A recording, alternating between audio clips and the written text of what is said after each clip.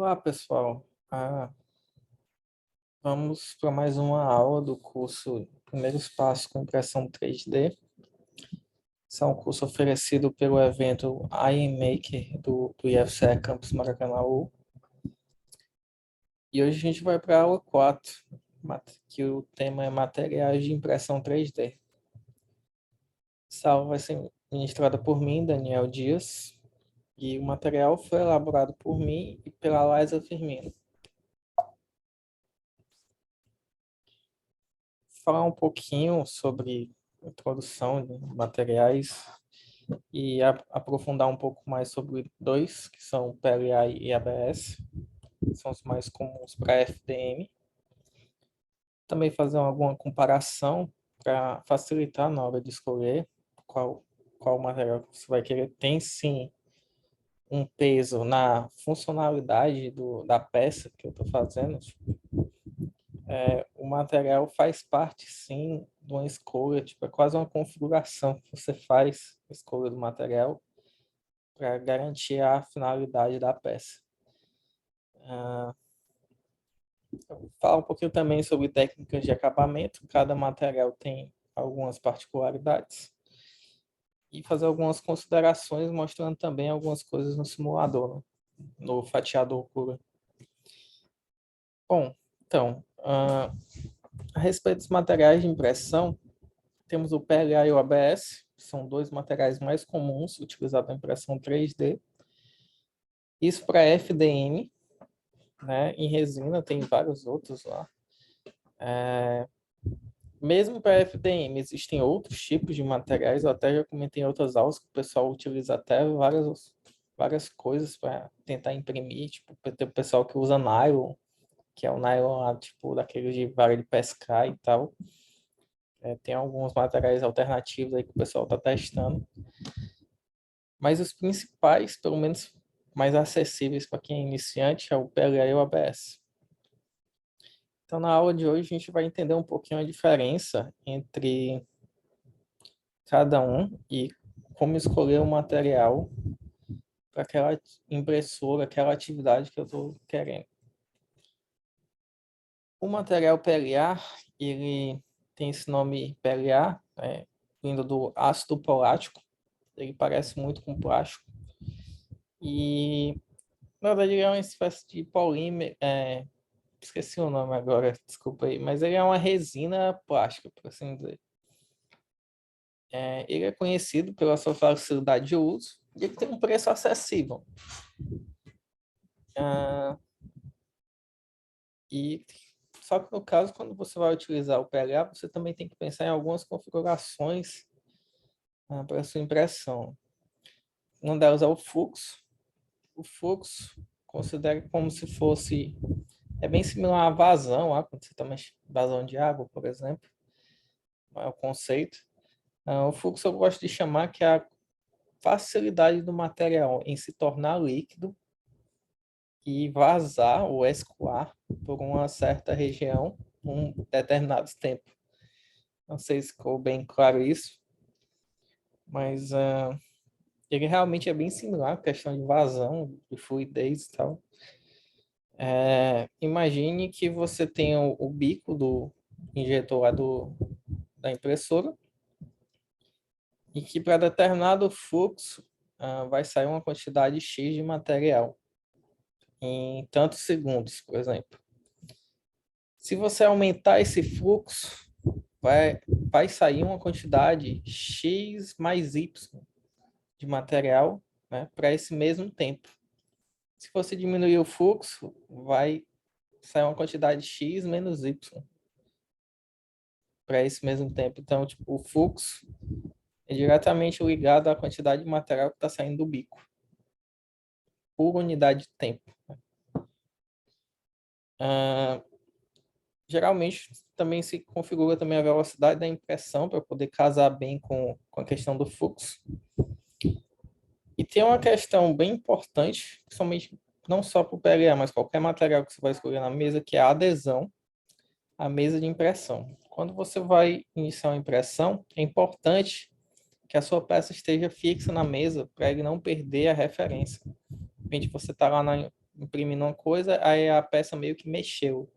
Não está mais naquele X, Y, Z inicial, por exemplo. Aí, tipo, você perde a peça. É bem complicado se você não tiver uma adesão correta. Em PLA, geralmente, o pessoal utiliza mesa aquecida e com uma certa temperatura você já garante a adesão do material. Mas nem toda impressora tem mesa aquecida, né? É importante saber disso. E aí, no caso, o material, o PLA, ele tem uma outra facilidade que mesmo sem a mesa aquecida, é fácil de contornar, é fácil de fixar o material na mesa. O ABS ele já tem um pouquinho mais de dificuldade em você fixar o material na mesa. Algumas limitações do PLA, ele é bem suscetível à umidade, ele absorve muito e depois de um tempo, quando o rolo de PLA ele fica úmido, ele se torna quebradiço, que torna inviável você realizar uma impressão com ele. Tem que tomar cuidado, né, com o armazenamento do PLA. Você não pode deixar em ambiente úmido. Geralmente o pessoal deixa ele dentro de um saco lacrado e coloca aquele saquinho de silica, se eu não me engano o nome. Tipo, quando você compra um tênis novo, um eletrônico, tipo, vem tipo uns saquinhos dentro da caixa, com cheirinho de novo. Aquele saquinho ali, ele tá retirando a umidade lá do recipiente onde está o produto, né? Então, no caso, o pessoal usa muito aqueles saquinhos ali, bota onde está armazenando o PLA para poder evitar de ele ficar úmido. Saber é um paliativo, mas que funciona, pelo menos por algum tempo. E é importante também se armazenar ele corretamente num local que não tenha não seja muito suscetível à umidade, né, e nem grandes variações de temperatura. Exemplo, você vai deixar o seu material num estante, sei lá, num canto que passa o dia lá no ar-condicionado pingando, alguma coisa assim, é complicado. Então, pelo menos bota ele dentro de um saco e bota essa silica para poder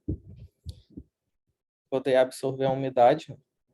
Já aconteceu comigo de eu ter que jogar fora, perder um material, 1 quilo, não 1 quilo não, acho que já estavam uns 600 gramas de PLA, porque ele já estava mais de um ano aberto e ele estava muito quebradiço. E acontecia que eu deixava ele imprimindo e começava dando certo. E 2 horas depois eu chegava para olhar, porque eu não vou ficar direto olhando, e tinha quebrado o filamento. Aí eu perdi a peça. Era chato, ao ponto de que eu fiquei com raiva e joguei, né? Claro que existem alternativas quando o seu material ele está realmente úmido, você tem como recuperar ainda, né? Tem alguns tratamentos. Existe até um equipamento que você pode comprar que meio que você deixa o rolo lá e ele meio que desumidifica. Existe isso aí, só que eu nunca vi, nunca comprei, nunca senti necessidade. Mas fica a dica aí para quem tiver esse problema aí de PLA úmido, quebradiço e quiser tentar aí achar alguma outra alternativa. Existem, né, várias, né? Bota no YouTube aí, céu é o limite. Outro problema, que não é só do PLA, né? É o acúmulo de sujeira dos carretéis de impressão. Tipo, você deixa lá o carretel lá num ambiente, quem tem impressora aberta, principalmente, levando poeira e tal, acumulando resíduo, e aí quando esse filamento ele vai para a impressão, que ele passa pelos tubos lá, pelos orifícios lá da impressora, acaba acumulando alguns sedimentos, algumas impurezas. Isso entope o bico, isso danifica, isso perde lubrificação, entre outras coisas. Então gera uma série de problemas. Não podemos esquecer que a impressora 3D ela ainda é um artefato mecânico. Tem peças mecânicas, melhor dizendo. Então, tudo aquilo que a gente vê de lubrificação de peça mecânica também faz sentido para a impressora 3D.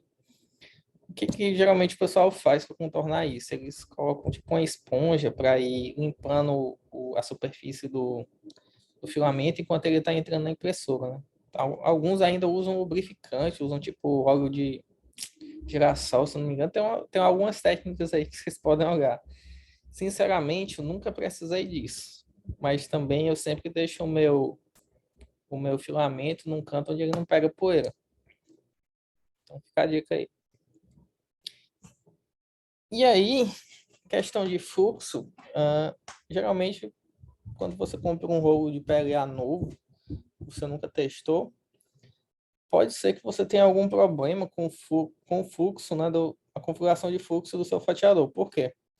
Para cada rolo de impressão, cada fabricante ele vai ter um fluxo ideal, certo? Cada rolo de PLA, por exemplo, ele tem um fluxo ideal. Onde é que eu acho essa informação? Vem na caixa lá quando você compra lá na caixinha, tem tipo uma etiquetazinha dizendo, ó, fluxo ideal, tanto. E geralmente quando você tem uma configuração do fluxo errada, se for perceptível esse problema, o que pode acontecer? Você pode ter uma subextrusão, que é o quê? Você vai estar saindo do bico menos material do que devia, vai ter tipo umas falhas, umas brechas aí no meio da sua impressão, não deveriam ter. Você pode ter uma sobreextrusão, aí que é o inverso, você vai estar saindo muito material do bico da sua impressora quando não devia. Isso é fácil de perceber até, por exemplo, se você vai imprimir uma peça que ela tem que ter umas dimensões específicas e por conta da sobreextrusão ela acaba ficando um pouquinho maior do que devia. Sobreextrusão, sobre. Ela acaba tendo uma peça um pouquinho maior do que ele devia, ou então quando você vai imprimir alguma peça que tem um furo e acaba que o furo está menor do que o esperado. Tipo, aí você tem um retrabalho de abrir o furo de novo depois, ou vai ter que imprimir de novo. Então, isso é bem comum quando você está mexendo com o fluxo. Existem algumas formas de fazer essa configuração no Cura. Como o curso é um pouco mais básico, eu vou ensinar meio que um paliativo, uma forma que eu gosto de mexer, mas existem outros, para que estejam cientes. Os sites lá, os canais do YouTube que eu recomendei, desde a aula 1, eles têm postagens específicas sobre isso, configurar o fluxo. Então, fica a dica aí para quem tiver interesse. Mas estude antes de sair mexendo aleatoriamente, por favor. Que vale a pena você conhecer, né? Evita de você configurar errado, às vezes está tendo um problema de impressão por besteira. E um outro problema também comum com isso, envolvendo isso, é a retração. Essas duas situações, elas podem ocasionar, tipo, algumas imperfeições, tipo, gerando algumas teias de aranha na peça. Eu vou mostrar daqui a pouco um vídeo só para vocês observarem melhor como é que é isso. E tem algumas formas de contornar isso. Ó. Eu vou mostrar uma das formas. Tem um modelo no Thingiverse que ele é um modelo para calibração, para você calibrar o fluxo e retração, entre outras coisas, que é esse daqui. Ó. Vou abrir aqui. Basicamente, ele possui dois pilares que a impressora ela vai começar uma camada aqui na esquerda, aí faz um pouquinho, aí depois vai para a direita. Acabou a camada, volta para a esquerda, depois vai para a direita, depois volta para a esquerda, e fica fazendo esse zigue-zague. Esse tipo de movimento, quando a configuração não está perfeita, ela acaba gerando alguns resíduos aqui, uns fios. Por quê? Porque imagina que quando acabou uma camada aqui, e ele está se movimentando para o outro lado, o material que foi derretido lá no bico, ele ainda tem um fluxo X que ainda está escorrendo, e esse material ele vem escorrendo do bico até chegar do outro lado. E acaba já criando tipo um fio de um lado para o outro. Isso aqui é um exemplo. Você pode ver aqui ó, que realmente está muito ruim, tipo, tem muito fio. Quanto maior o fluxo, né, mais errado estiver o fluxo em teoria, mais perceptível isso fica. Basicamente, ó, ele vai deixando essas imperfeições aqui. Em geral, isso não prejudica tanto a peça, dependendo da peça.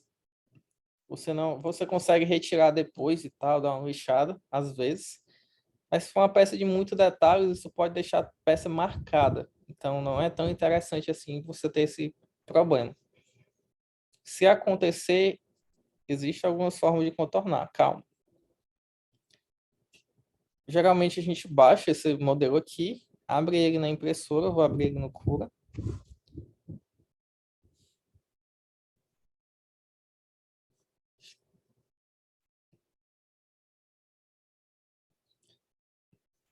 Beleza. E vou importar esse desenho à procura.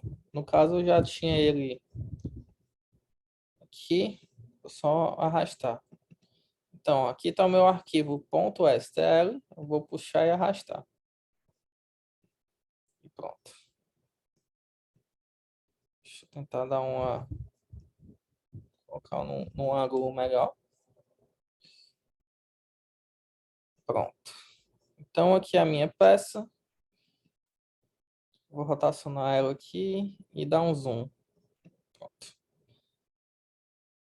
Vou fazer a simulação dela, só para vocês terem uma noção. Ó, ela é uma peça que é rapidinha de fazer, então vale a pena fazer o teste. Vou descer um pouquinho aqui as camadas. Então, aqui, ó. Uma coisa legal no Cura é que você consegue, por exemplo, simular a camada. Eu vou dar play, ó. Consigo dar play e imagina aqui que é o bico da impressora. Ó. Ela faz um lado, depois vai para o outro.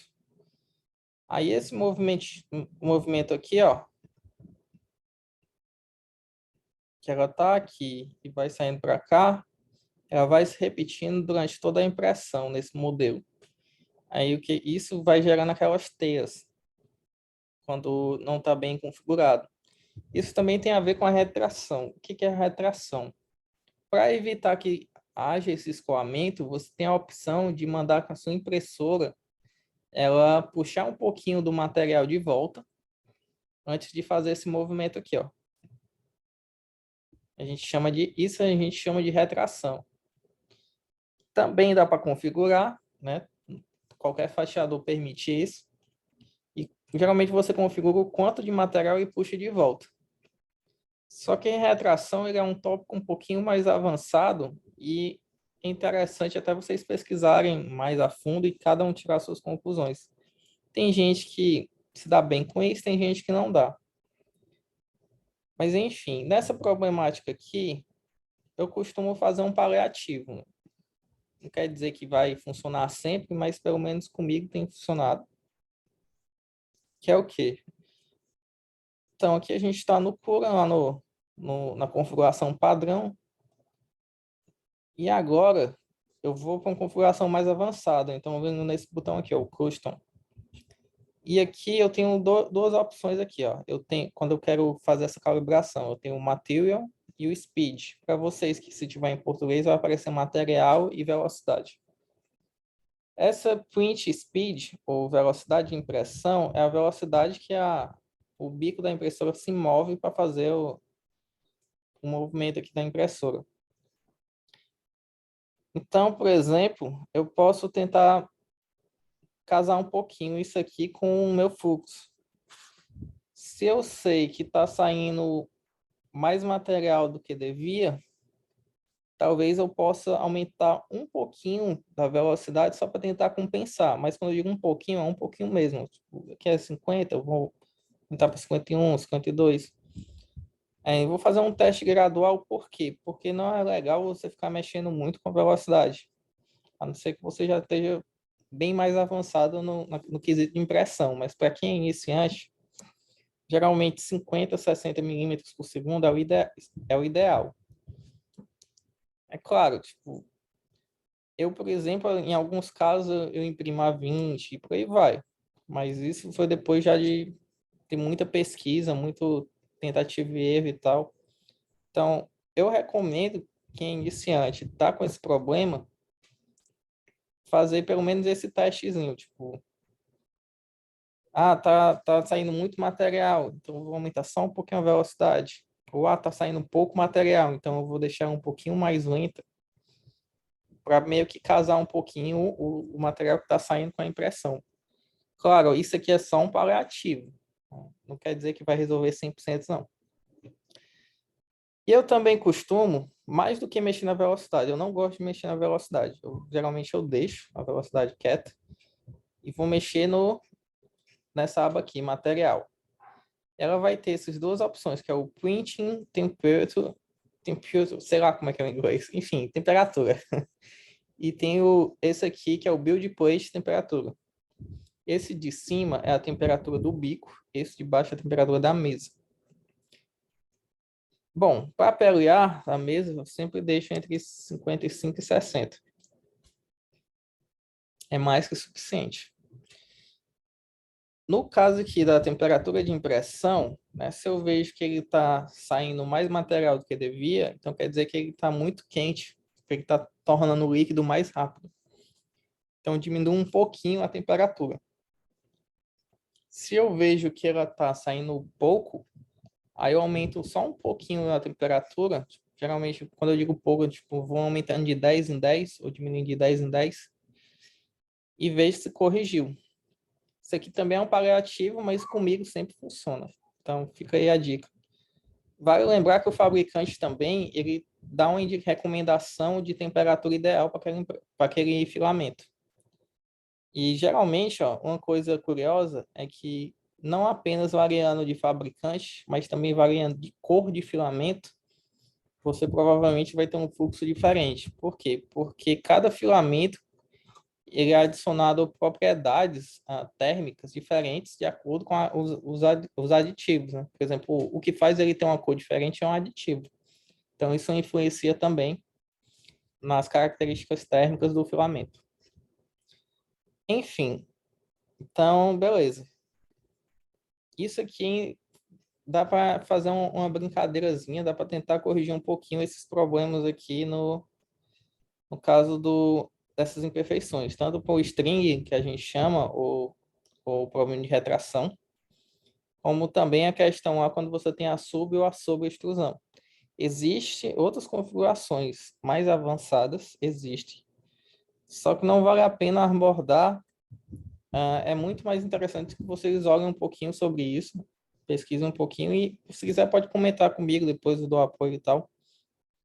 Mas eu não pretendo focar muito nisso, tá? Porque é um caso mais pontual. Beleza. Então vamos para o material ABS. Já o ABS, ele vem desse nome aqui, sei falar não. Esse nome bem estranho, por sinal. Ele é um material um pouco mais versátil e ele tem um custo-benefício maior do que o PLA. Por quê? Porque o ABS costuma ser mais barato, certo?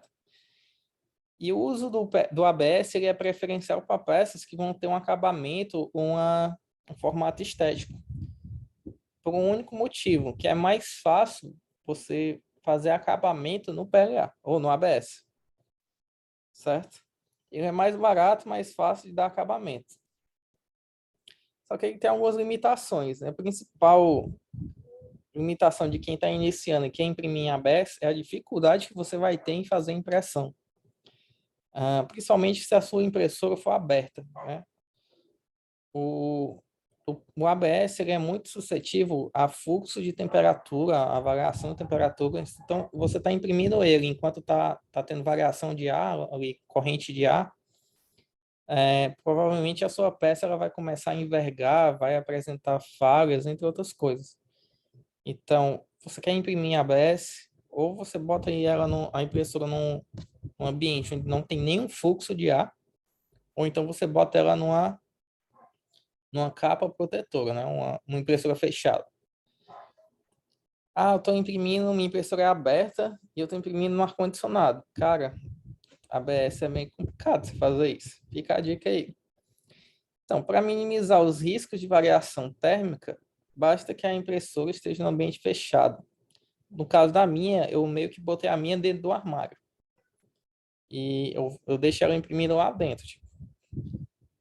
Então, foi um paliativo, mas que funcionou.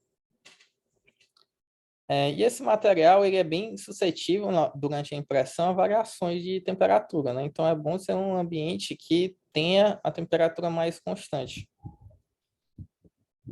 Senão existe também uma tendência ao ABS, durante a impressão, ele se retrair e expandir, né? Gerando tipo um efeito que a gente chama de warp, que é o que? É meio que envergar, porque ele está se contraindo e se expandindo e acaba mexendo nas dimensões da peça. De certa forma, assim, que ela vai envergando para as pontas da peça. Então, tipo, é bem comum. Às vezes ela até racha e tal. Então, por isso que o ABS acaba sendo um pouquinho mais difícil para quem é iniciante.